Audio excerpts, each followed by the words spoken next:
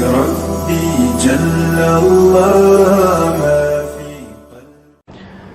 Bapak, saudara, sahabat, tamu-tamu Allah yang mencintai Allah dan Rasulnya, mari kita perbaharui iman kita di hari yang mulia ini, di hari yang sangat kita rindukan. Setiap pekan kita berkumpul, beribadah berjamaah, sujud bersama menyembah Allah Subhanahu wa ta'ala. Meskipun jarak kita telah jauh dari masa hidupnya Nabi Muhammad sallallahu alaihi wasallam, tapi semangat beliau masih hidup dalam jiwa kita, dalam diri kita. Maka kita hidupkan spirit beliau, yaitu la ilaha illallah. Itulah hakikat dari ketakwaan, itulah hakikat dari keimanan yang beliau katakan, a'laha qaulu la ilaha illallah. Iman itu yang tertinggi adalah la ilaha illallah. Maka siapa yang buah bibirnya, yang pemahaman kalbunya, yang rasa yang di dalam jiwanya berujung kepada la ilaha illallah, orang inilah orang paling mulia di muka bumi. Tidak lupa mari kita perbaharui cinta dan rindu kita kepada Nabi kita Muhammad sallallahu alaihi wasallam, sumber kebaikan di dunia ini, yang mana Allah menyebutnya rahmatan lil alamin, pembawa rahmat bagi semua alam. Tidak hanya orang beriman, tidak hanya makhluk bernama manusia, tapi hewan pun beliau cintai. Bahkan tumbuhan pun beliau sayangi. Sehingga kita mengenal ada buahnya Nabi, kurmanya Nabi, itu karena beliau menyayangi semua makhluk di muka bumi. Maka siapa yang ingin mewarisi kalbunya, maka letakkanlah dalam kalbunya rahmah, kasih sayang kepada sesama, apalagi kepada sesama yang percaya kepada Allah Subhanahu wa ta'ala. Bapak, saudara, jemaah Jumat yang mulakan Allah, kita masih dalam suasana Rajab. Di semua penjuru umat, semua penjuru negeri, baik di dalam negeri, di luar negeri, semuanya membuka kembali hadis-hadis Nabi, kisah-kisah Nabi yang berkaitan dengan perjalanan fisik plus rohani beliau, diangkat ke arasy Ar-Rahman, arasnya Allah Subhanahu wa ta'ala, yang mana Jibril pun tidak pernah menyentuh arasy. Nabi Ibrahim pun tidak pernah. Siapa yang Allah izinkan? Nabi Muhammad sallallahu alaihi wasallam. Oleh karena itu ketika disebut Ar-Rahman 'alal 'arsy istawa, Allah yang Maha Rahman, Maha Pengasih, Maha Cinta, bersemayam di atas arasy. Maka ketika dikatakan Nabi Muhammad dimi'rajkan ke arasnya, itulah ibadah tertinggi Rasulullah sallallahu alaihi wasallam. Jika ibadah puncak kita secara fisik di tanah haram, Baitullah Al-Haram Al-Makki, yang kita hari ini merindukannya, tapi karena pandemi kita tidak sanggup ke sana. Bukan berarti Allah bertempat di Mekah sana, tapi orang yang beribadah di sana, dia akan merasakan kedekatan Rabb Allah pencipta yang memuliakan Ka'bah tersebut. Begitu juga persoalan Mi'raj. Bapak, saudara, sahabat, jamaah Jumat yang melakukan Allah, suatu malam Nabi Muhammad sallallahu alaihi wasallam antara tidur dan jaga, tiba-tiba dua malaikat datang kepada beliau, mengambil badannya secara fisik, lalu membedahnya untuk kesekian kalinya. Ternyata Nabi dibedah dalam hadis minimal 2 kali, dan diperjalankan menurut ahli hadis Imam Ibnu Hajar sebanyak 5 kali.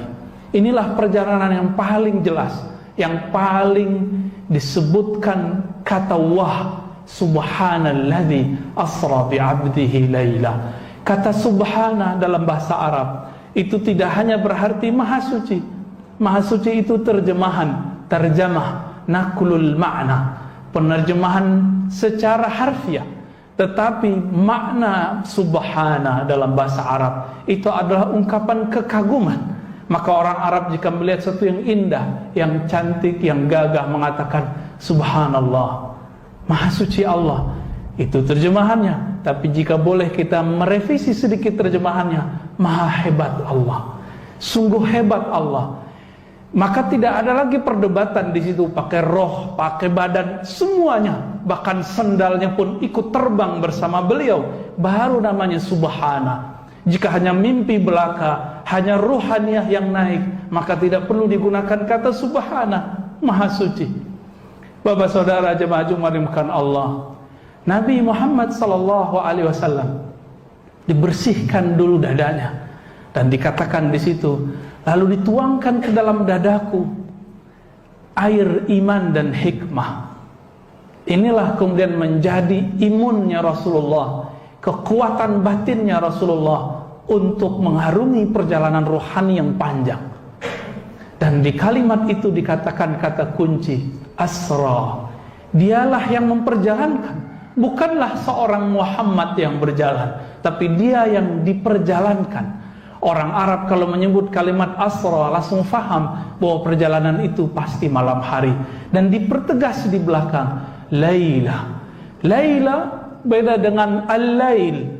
Kata al-lail bisa berarti semua malam, tapi jika dikatakan Laila berarti separohnya, setengahnya, 2/3-nya. Wallahu ta'ala a'lam. Hanya Allah yang tahu hakikatnya.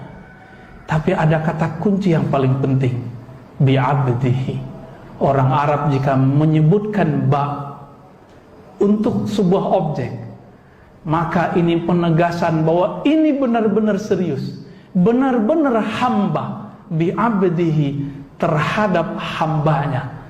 Dan yang diperjalankan itu cuma hamba. Sang hamba tiada kesombongan dalam dirinya, tiada kebencian dalam jiwanya, di dalam dirinya penuh cinta. Itulah rahmatan lil alamin. Maka siapa yang ingin mewarisi Isra dan Mi'rajnya Rasulullah, buanglah kebengisan, buanglah amarah, buanglah kesombongan.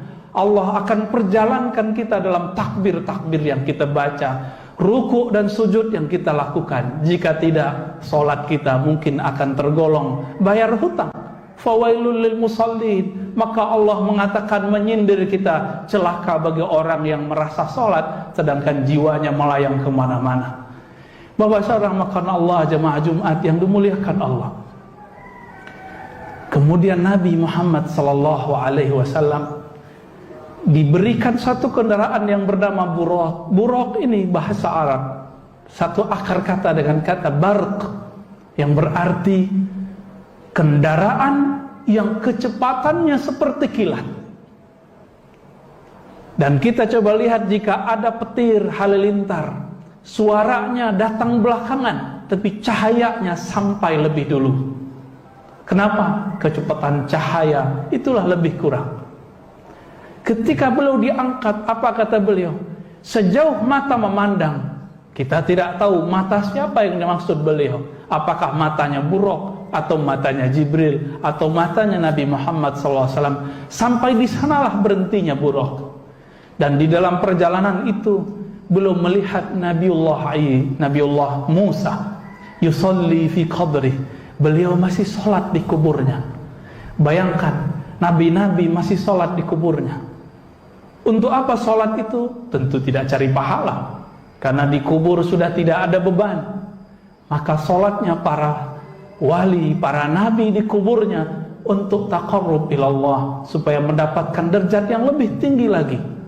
Dan yang paling ajaib Bapak Saudara makan Allah, ketika Nabi memarkir buraqnya, memasuki Masjidil Aqsa, masjid yang disebut masjid jauh. Aqsa berarti abad, jauh dibandingkan orang Mekah ke Mekah, orang Mekah ke Al-Baitul Haram. Akhirnya ketika Nabi masuk, di sana ada 124.000 nabi. Semuanya ingin menjadi makmum Rasulullah Sallallahu Alaihi Wasallam. Karena itulah kesempurnaan para nabi-nabi terdahulu. Mereka sempurna jika bermakmum kepada Nabi Muhammad Sallallahu Alaihi Wasallam. Cerita ini sangat panjang, tapi lebih kurang kami ingin mengambil 2 pelajaran saja dalam hadis ini. Hadis Sahih Bukhari, Muslim, Abu Daud, Tirmizi, dan hampir semua imam kita meriwayatkannya. Yang pertama, jika sholat ini ingin menjadi warisan Isra dan Mi'rajnya Nabi, maka bersihkan kolbu, jangan hanya membersihkan pakaian. Buang kesombongan, kebencian cuma karena perbedaan faham atau perbedaan strata. Yang kedua, lihatlah riwayat tadi, Nabi Muhammad masih melihat arwah-arwah para nabi dan mereka masih ingin disempurnakan. Dan yang ajaib apa? Yang sudah wafat itu bermakmum kepada seorang imam yang masih hidup secara fisik. Maka pada hakikatnya Bapak Saudara makan Allah, kematian itu hanya perpindahan alam.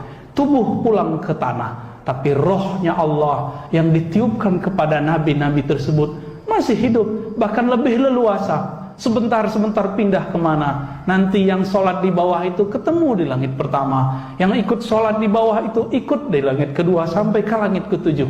Ini bukti terkuat, dalil dan hujjah paling jelas bahwa ruh para nabi, ruhnya orang-orang suci tidak pernah mati di sisi Allah. Bal ahya'un inda rabbihim yurzakun. Itulah statement dari Allah, mereka masih hidup di sisi Allah. Maka bersalawatlah kepada mereka, sampaikan salam kepada mereka, mereka pasti menjawabnya.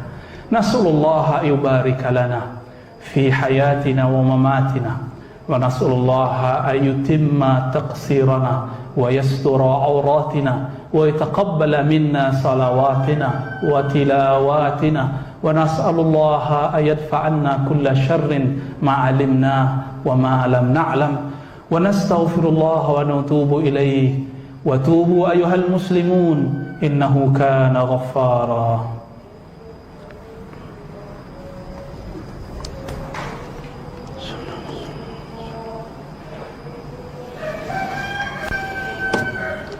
Alhamdulillahi Rabbil Alamin alladhi ja'alana min ummati nabiyyina Muhammad sallallahu alaihi wasallam. Ashhadu an la ilaha illallah ilahul ma'budin ilahul aliha rabbul alamin. Amma ba'du fa ya ibadallah, ansahtu nafsi wa iyyakum bitaqwallah faqad fazal muttaqun. وأن تجددوا إيمانكم بالكلمة الطيبة ألا وهي قول لا إله إلا الله. وأنصحت نفسي وإياكم بأن تكثروا من الصلاة والسلام إلى نبينا محمد صلى الله عليه وسلم. إن الله وملائكته يصلون على النبي يا أيها الذين آمنوا صلوا عليه وسلموا تسليما. اللهم صل على سيدنا محمد وعلى آل سيدنا محمد كما صليت على سيدنا إبراهيم وعلى آل سيدنا إبراهيم, وبارك على سيدنا محمد وعلى آل سيدنا محمد كما باركت على سيدنا إبراهيم وعلى آل سيدنا إبراهيم في العالمين إنك حميد مجيد. الدعاء اللهم اغفر للمؤمنين والمؤمنات والمسلمين والمسلمات الأحياء منهم والأموات, وتابع بيننا وبينهم بالخيرات. رب اغفر وارحم وأنت خير الراحمين. يا مقلب القلوب ثبت قلوبنا على دينك وطاعتك, وارزقنا يا ربنا معرفتك حق معرفتك, وجعلنا ممن يعبدك كأنك نراك, فإن لم نكن نراك فإنا نشعر برؤيتك ومراقبتك. اللهم انزع من قلوبنا كل شرك وكل رياء وكبر وعجب وحسد وحقد. اللهم املأ قلوبنا بأسمائك وصفاتك.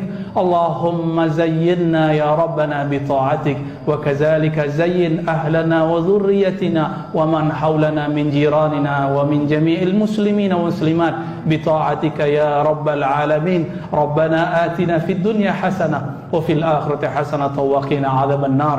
والحمد لله رب العالمين. عباد الله, إن الله يأمر بالعدل والإحسان وإيتاء ذي القربى وينهى عن الفحشاء والمنكر والبغي يعظنا ويعظكم ويأمرنا بالشكر على نعمه لكي يزيد إلينا من نعمائه, ونسأل الله أن يسترنا ويستركم على جميع عوراتنا وعوراتكم, والحمد لله رب العالمين.